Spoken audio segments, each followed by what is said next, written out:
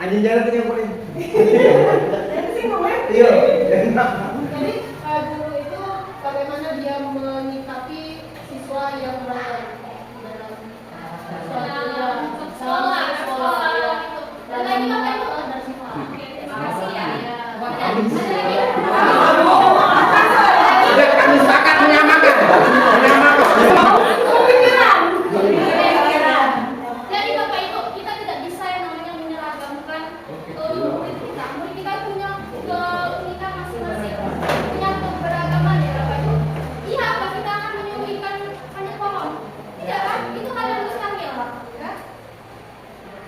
Bisa pasti kalau dia yang baik. Bisa. Oke, baiklah.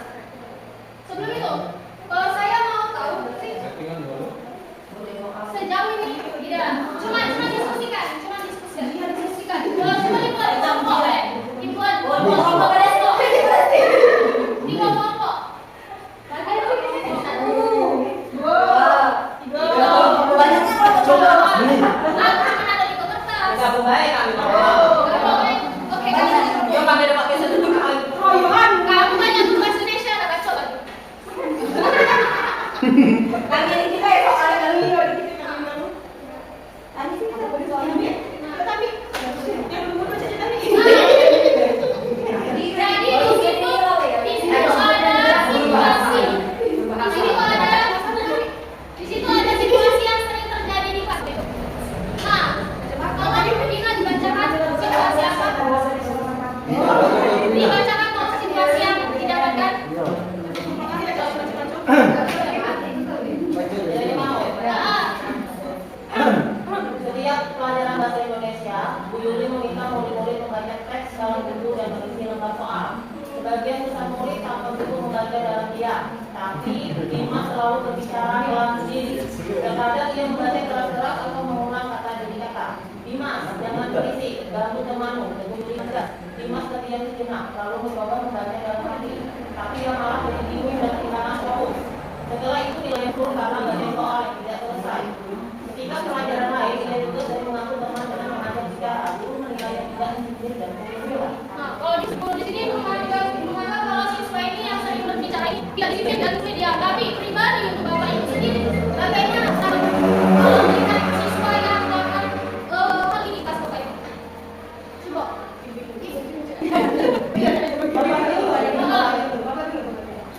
Apakah oke coba apakah kalian setuju bahwa si anak ini tidak disiplin dan sulit? Tidak. Kenapa demikian? Kenapa demikian? Apakah? Jadi kan ini pasti terjadi di kelas kan. Nah, bagaimana label kalian terhadap anak-anak ini? Bagaimana labelnya? Apa memang benar anak ini karena dia sulit diam, dia itu tidak disiplin dan sulit diam? Kalau dia ini juga. Oke.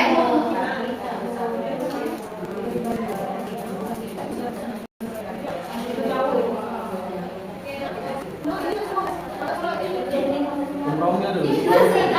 Apa yang perlu kita bicarakan?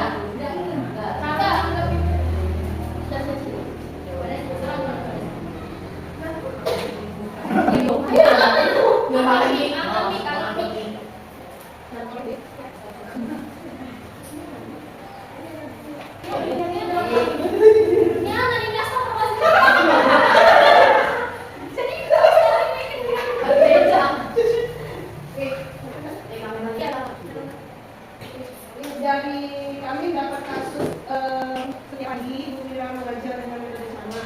Dia sedang menjelaskan manfaat datanglah sambil menulis kecepatan tulis. Sebagian besar murid menggunakan dengan baik, tapi Rani terlihat bangun sambil menatap jendela atau membaca bukunya. Di sini dari paragraf pertama itu menjelaskan tentang guru, bagaimana cara dia metode mengajar. Guru ini Bu Mira hanya menerapkan satu metode mengajar. Kemudian kalau yang kedua Rani, guru tersebut menegur satu orang siswa yang bernama Rani. Yang dialognya itu, Rani, kamu tidak memperhatikan ya, tegur Bu Mira. Rani kaget dan langsung menegur, maaf Bu. Setelah itu dia tampak semakin diam dan takut.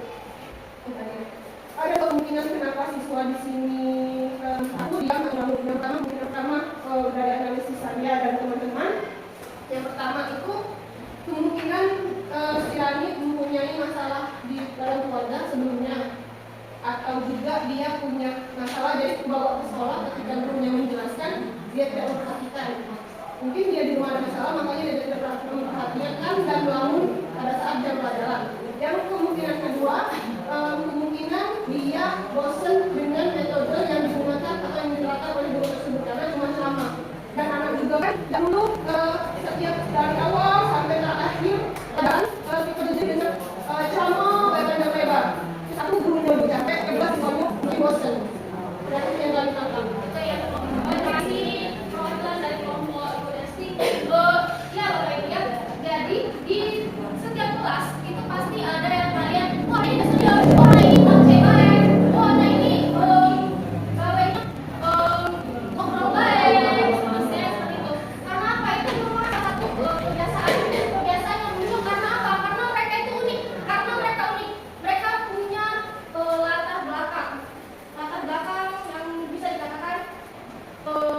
Profil ya, mulai dari kayak belajarnya yang berbeda, kecerdasan yang berbeda, ya.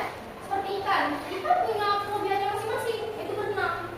Kalau yang dibandingkan dengan monyet, ya sama seperti kita. Mereka punya beda-bedanya sendiri. Ada yang auditory, ada yang kinestetik, ada yang visual. Dan setiap itu ada kecenderungan masing-masing. Misalnya kinestetik suka bergerak diam, dan kadang-kadang bapak ibu menganggap karena ada diam di kelas, jadi nakal, ya, nakal dan diam lupa ikut. Padahal tidak, dia akan merasa bosan kalau memang ibu diam. Ada visual dan audio, semuanya itu pasti pernah di kelas, ya kan? Nah, jadi kenapa kita harus kenali potensi? Kenapa kita harus kenali potensi? Agar kita bisa memberikan hal yang benar-benar kita butuhkan, tidak menyamaratakan atau menyeragamkan. Sehingga apa? Sehingga mereka mesti mencerna yang harusnya itu ilmu yang tepat, ilmu yang bagus, tidak bisa mereka serap dengan baik. Karena itu dia apa yang kita berikan, cara kita memberikannya salah. Jadi yang harus kita, yang pasti bisa murid. Murid kan ada yang lambat, ada yang cepat. Yang apa itu? Murid yang belum bisa baca kita suruh marah. Agak sedih kan? Yang belum bisa maling dan suruh teman. Satu bisa maju lagi. SMP dapat maju.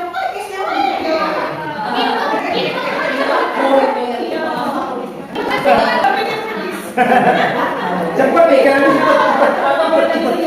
kan harapan kita, tapi saat ini ada kasus anak bahkan SMP sampai ke SMA dan semua.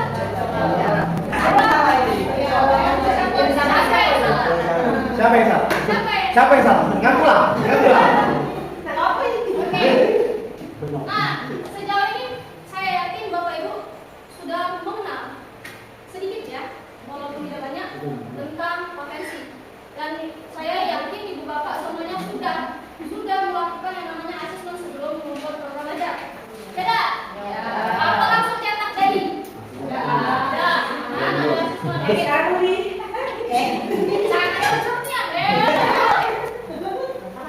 Oke, jadi ingat.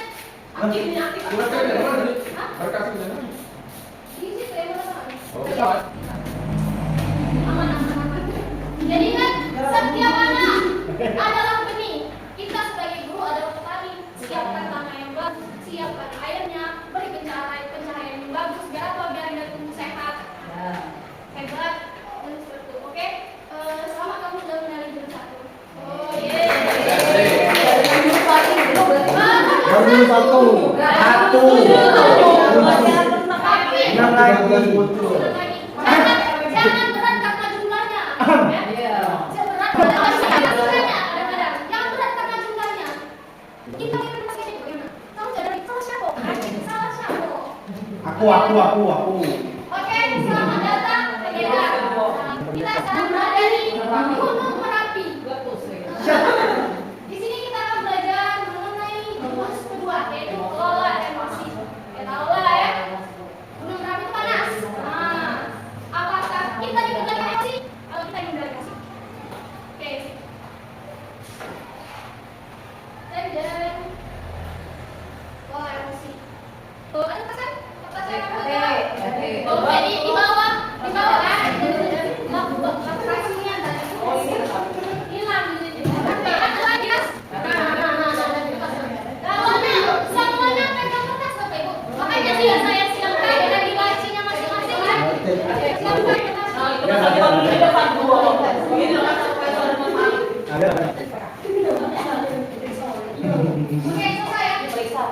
Mari kita melakukan sedikit permainan. Permainannya adalah beberapa kertas. Punya pegangan? Saya akan menceritakan suatu situasi dan kalian silakan respon situasi yang saya ceritakan melalui kertas. Jika kalian merasa sangat khusus, jika kalian kesal, silakan kalian mas. Jangan pernah orang muda terus.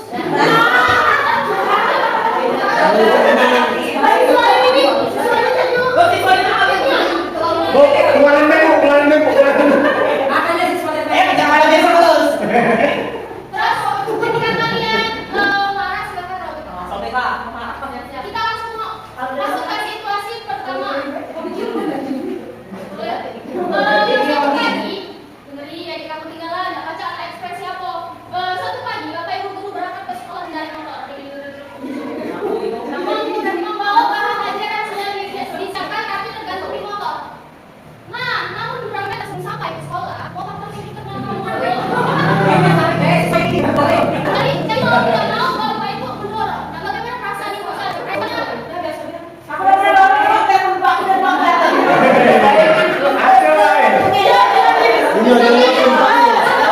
Telepon Pak ya. Kalau udah dirobek, kalau senang dielus-elus.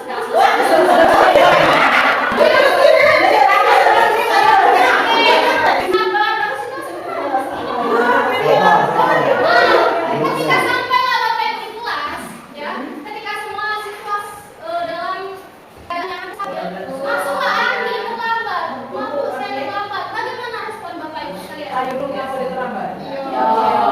Tidak percaya.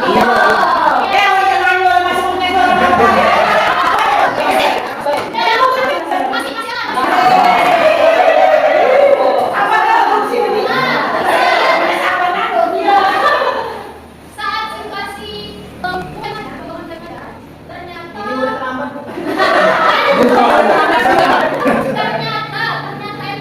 bahwa Bapak Ibu yang dipadamkan tidak tahu di mana, tidak tahu di mana. Dan itu ternyata siapa yang aku ternyata bahannya hilang. Jangan perasaan itu.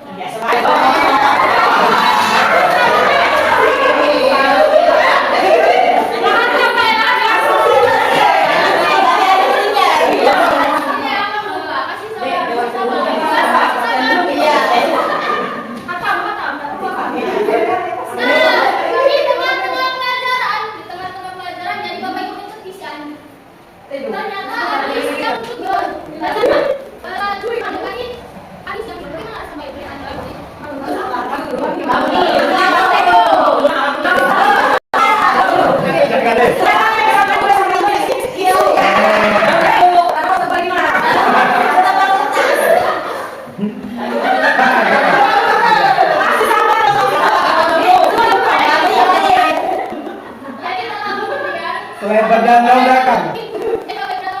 Dan bawa kata maaf saya punya Andi. Andi sudah 3 hari berada di rumah sakit menemani ayahnya yang sedang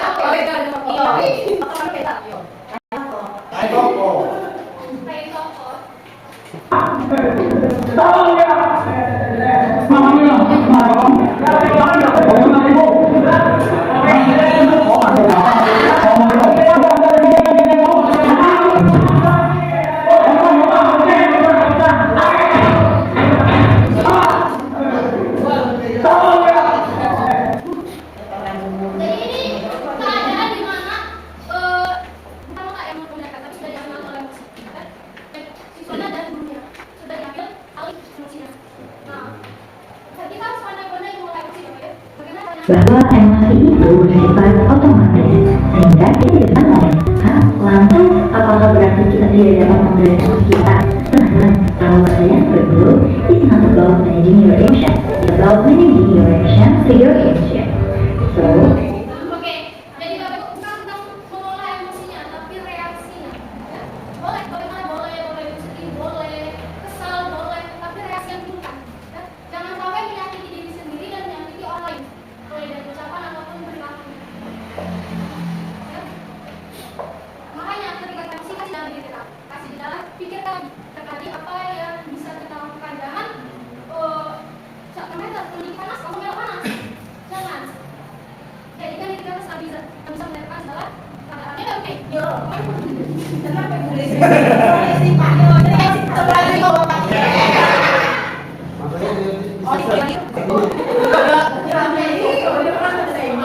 Apalagi fenomena pembelajaran jika kita menggunakan EMC kuadrat, yaitu empati. Jadi setiap kali misal saja kita menggunakan namanya pembelajaran di kelas, kita tanya kan kita Pak Ibu.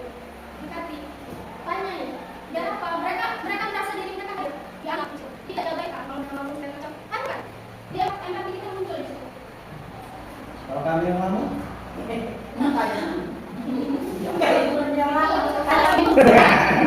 karena Bapak Ibu semuanya sudah punya emosi yang sangat stabil.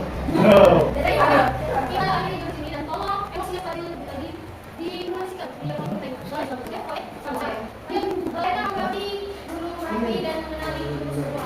Jadi kan kita selalu punya pilihan untuk memperlihatkan reaksi dari emosi. Punya pilihan kan? Jadi jangan langsung setelah suara.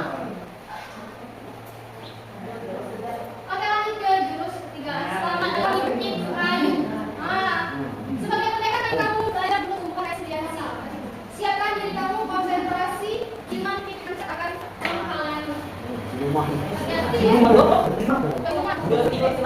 Baiklah, tolong gimana sekali.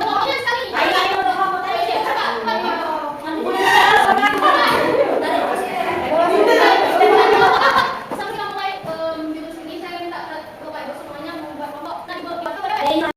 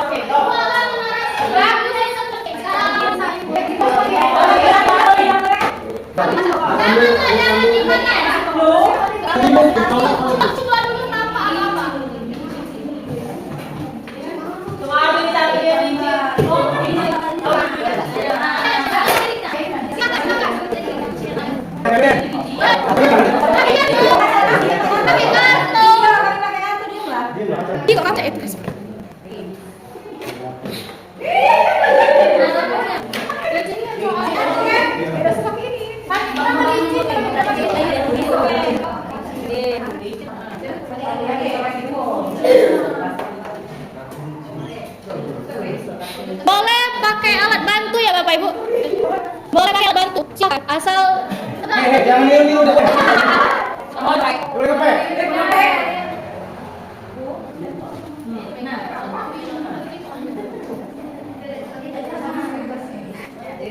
Oke, naik sini.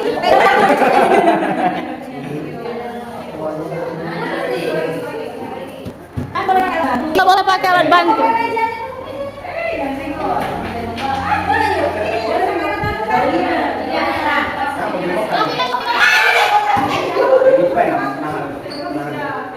Oke.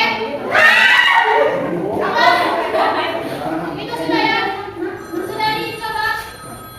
Sekarang saya kasih alat bantu. Saya kasih alat bantu ya.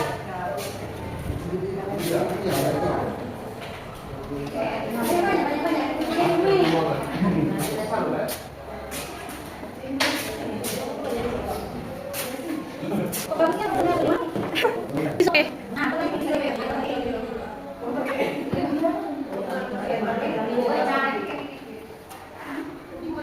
Oke, sudah.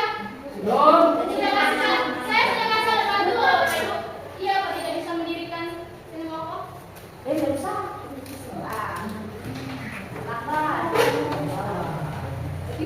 Oke, dalam hitungan ke 10. Satu, dua,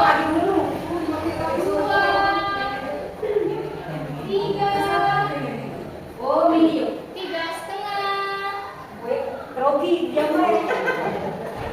Kami udah grogi kan? empat, empat setengah, lima, sabar tadi, lima,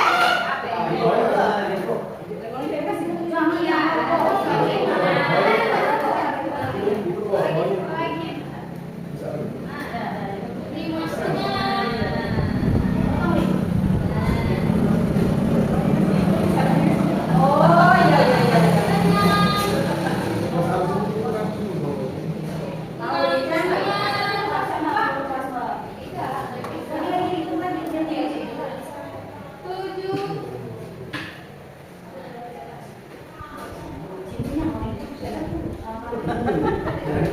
Itu udah ngomong kalau pakai biasa itu kecil. tidak, lalu coba sampai kapan? Yang ini Udah selesai. Sembilan, sembilan setengah. Mana lah yang lebarnya?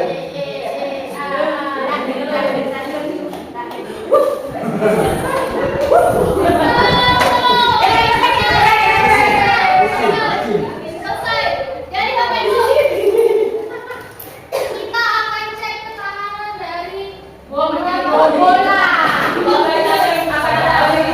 Lagi dulu, bagus nih yang saingan kalau ada di video.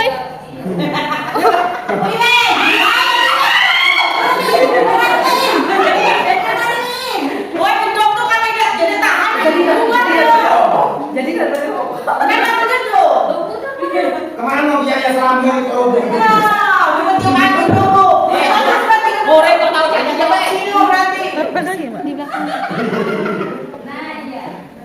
Oke, sudah ya. Oke, kita mari cek ketahanannya. Oh, jadi sensor. Itu dia dong.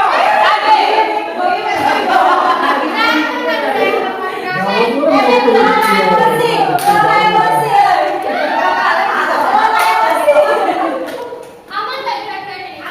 Ya. Oke, cek ketahanan semua. Ntar aku bantuin ya. Nggak lah, Bapak. Nah, dari Bapak itu, saya ingin bertanya nih dari kelompok sini. Siapa yang bakal ini, Bos? Apa Isak? Tanya. Bagaimana perasaan kalian ketika kalian membangun ini? Oh, benar ini. bahagia. Bahagia. Berapa kali usahanya sampai kalian Ibu.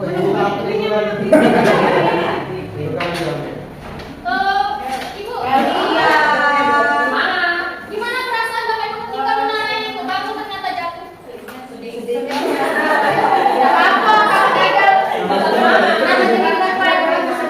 Gagal. Oke, karena kegagalan bisa di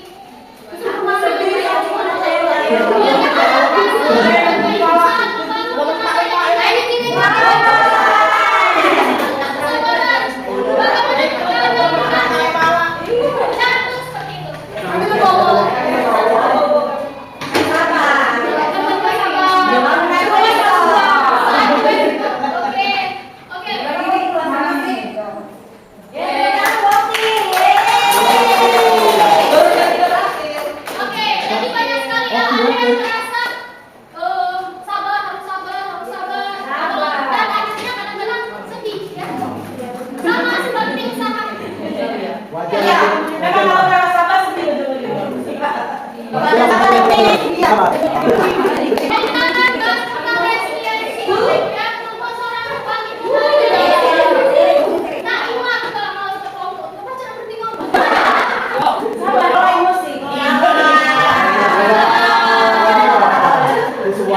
buat Indonesia. Kemampuan seorang bangkit untuk kembali pulih dari kesulitan serta trauma yang dialami dalam hidup ini adalah kemampuan untuk beradaptasi, bertahan, dan bahkan tumbuh lebih kuat. Nah, saya tahu tuntutan lebih banyak, mulai dari administrasi yang biasa, pembagian tugas yang kadang terbebani, aktivitas kelas, aktivitas saya mencari juga. Dengerin, itu tadi muncul benar. Dan diminta untuk berbagi secara informal. Video, kami biasa banget lagi terus. Ini ruang, udah saya ruang. Ya kan lu biar malah berbagi. Bukan kembali semangat dan ketahanan mental Bapak Ibu dengan cara yang aman dan saling mendukung secara emosional. Jadi kan tadi sudah berkelompok kan, dan kalian membangun anggaplah menghadapi sesuatu harus bersama-sama. Dan pasti rasakan peristiwa itu lagi dibuka itu masih kayak gitu. Ada malam tidak. Ini kan, jangan ngadu terus. Kapan masuk ke 7 koma, buat 7 koma masih ngadu. Jadi makanya kita itu harus berbagi ya dengan teman. Jadi jangan sampai karena ngadu itu bukan keluhan ini, dia sebenarnya bisa solusi yang bisa dilakukan. Mungkin ada kurangnya sangat buruk tidak sampai apa yang kita cerita maju jadi keluhan. Jadi permasalahan besar. Tidak Bapak Ibu, kita hanya bagi-bagi saja kita menghadapi siswa-siswa. Karena bisa dihadapkan pada keadaan krisis. Benar betul. Iya, krisis Sebagai bagian nasional bosan yang termasuk dilakukan sebanyak 1 dari anak usia 10 hingga 17 tahun di Indonesia memiliki masalah kesehatan mental dalam waktu 12 bulan. Hal itu berdasarkan hasil survei mereka atau 2002.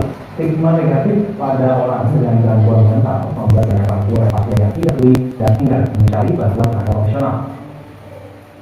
Kekerasan seksual, perundungan di lingkungan sekolah maupun di lingkungan keluarga merupakan beberapa faktor penyebab gangguan mental pada seseorang. Identifikasi gangguan jiwa pada anak bukan menjadi hal yang mudah. Pasalnya, anak masih mengalami perubahan dalam hal fisik, mental, emosional, tumbuhan yang spesial. Sebanyak 1 dari 20 remaja berusia 10 hingga 17 tahun di Indonesia mengalami gangguan mental. Angkanya setara dengan 2,40 juta pada anak. Stigma permasalahan mental yang terbangun dalam masyarakat Indonesia membuat banyak orang tua maupun masyarakat takut untuk meminta bantuan tenaga profesional. Menilai sosialisasi dan edukasi yang tepat dalam penanganan anak dan remaja dengan gangguan mental bukan hanya bagi para pasien, namun juga bagi para pendamping demi meningkatkan kualitas hidup yang lebih baik pada anak dengan gangguan mental.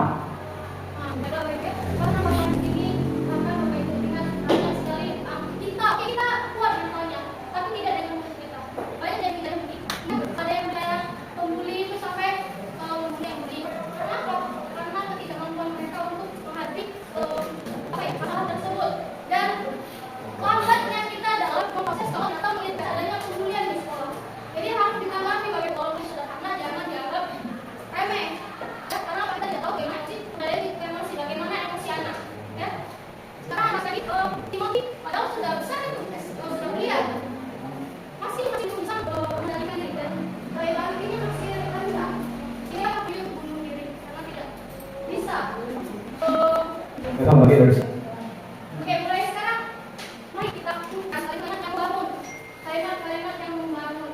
Jadi jangan sampai memang kamu sudah hebat. Jangan, bukan akui kehebatannya, bukan akui orangnya, tapi akui usaha yang sudah dilakukan sampai dia sudah seperti saat ini. Benar, menjadi benar, lakukan itu benar, tapi itu bisa menghancurkan. Karena membuat mereka berhenti untuk berusaha. Karena aku kan hebat. Tapi kita gantikan yang lebih membangun, lebih bangun. Fokus pada perilaku usaha yang dilakukannya, bukan cuma apa yang dicapai. Oh kamu hebat, oh iya pintar. Jangan itu sama. Sebelum dia pintar, prosesnya. Sebelum dia pintar, dia melakukan usaha, belajar dia melakukan segala macam. Aku ini usaha itu. Ya lalu sejauh ini Pak.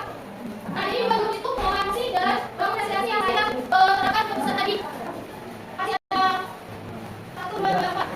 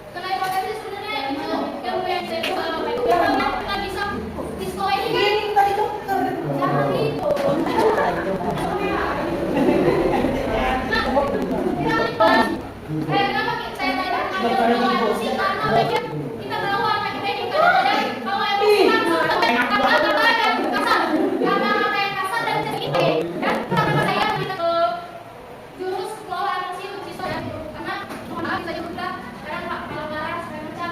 Oke, kalau dia sekarang lagi kemarin tumbuhan resiliensi itu dilakukan dengan counseling individual pada anak yang kurang semangat belajarnya. Nah, jujur yang hanya akan saya kenalkan ke Bapak Ibu yang pertama, yang misalnya adalah konsistensi. Ingat ya Bapak Ibu, yang namanya perubahan tidak datang instan, tapi butuh proses. Dan itu tidak dengan paksaan, ya harus dengan kebutuhan. Karena kalau misalkan kita dipaksa, anggap jangan buang sampah sih, pasti bakalan kita buang sampah. Kenapa? Karena ada yang namanya ego. Kita seperti kalau kita punya harga diri. Itu mau beda orang seperti itu pasti ini. Tidak, jangan buang sampah sini. Pasti. Nah, berarti ganti kalimatnya, walaupun ganti caranya. Siapa sampai? Orang pasti akan buang sampah karena tidak tempat buangnya, jadi dia buang sendiri. Dan mungkin kurangnya pengetahuan untuk mengolah sampah. Kalau sampai ini sering dipakai itu jadi apa?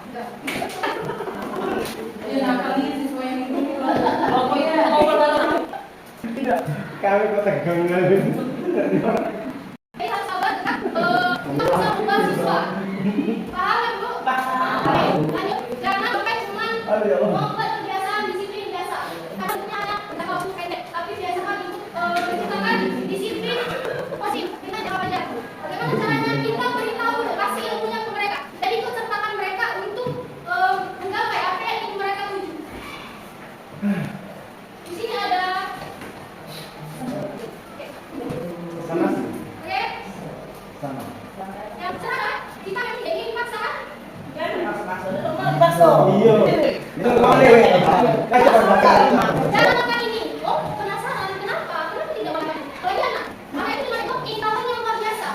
Tapi kita beri pengetahuan ketika mereka tidak ada satu tombol mereka. Kalau kita saling menyangkal, ini kalau mereka apa? Mereka akan merasa stop untuk makan oleh baik.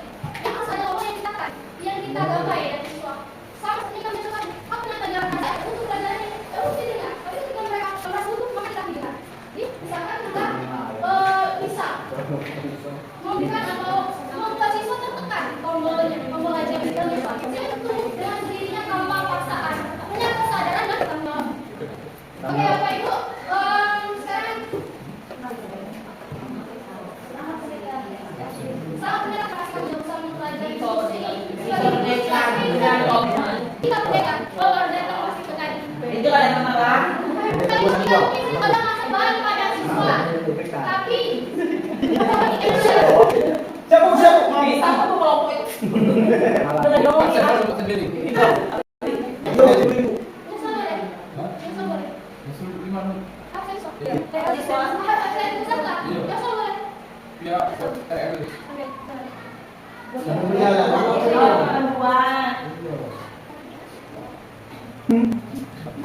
Oke, selamat Anda sudah mempelajari tapi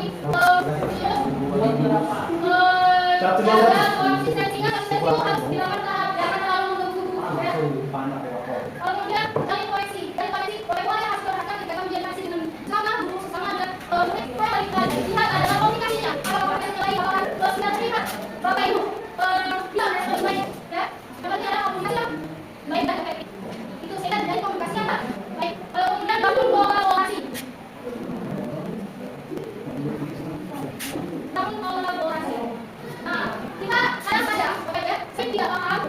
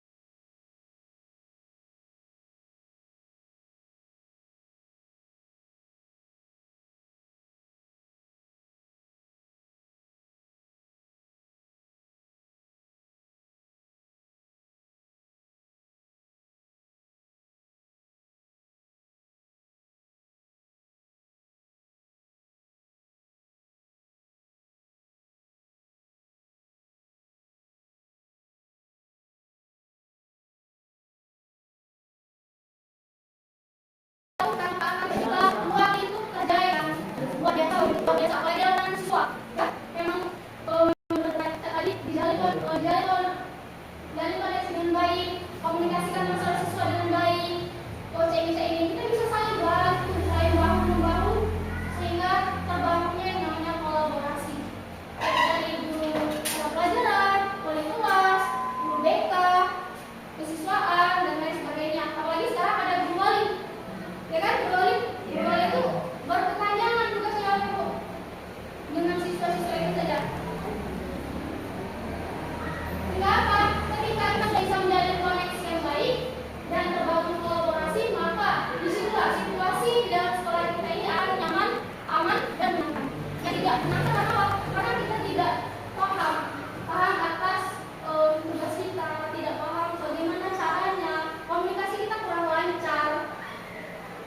Jadi itulah banyak usaha dan komunikasi dan kita. Tapi ketika komunikasi baik, sebenarnya kita tuh mulai dari sini, jalin koneksi, kolaborasi, maka terciptakan situasi